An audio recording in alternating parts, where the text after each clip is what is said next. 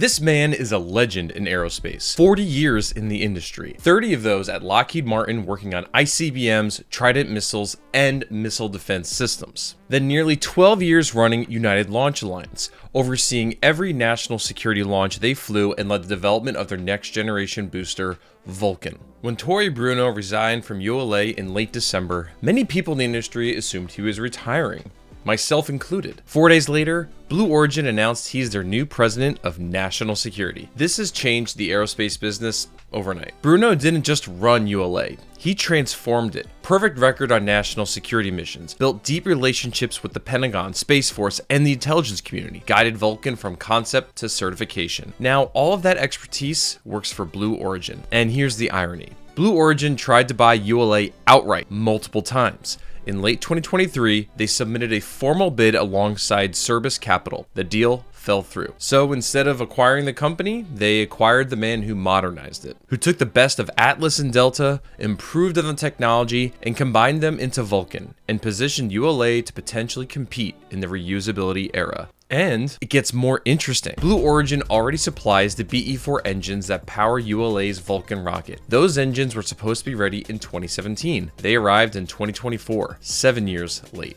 But while ULA was waiting on those engines, Blue Origin announced New Glenn would compete directly for the same national security contracts that kept ULA alive. The company delaying Vulcan was also trying to take its customers. For many at ULA, that felt like betrayal. Bruno spent years managing that tension. Now he's leading the other side of it.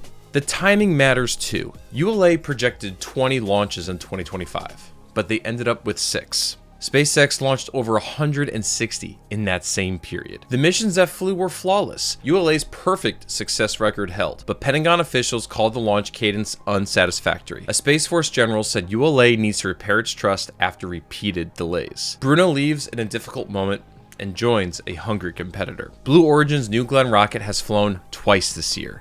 2 more successful flights and it's certified for national security missions. Bruno knows exactly how that certification process works. He just completed it with Vulcan. And this hire tells you where Blue Origin is going to be focused. Tourism and lunar landers aren't going away, but to truly compete with SpaceX, they need to scale. And that means winning national security contracts, the most stable and most lucrative segment of the launch market. And they just handed that mission to one person who knows it better than almost anyone.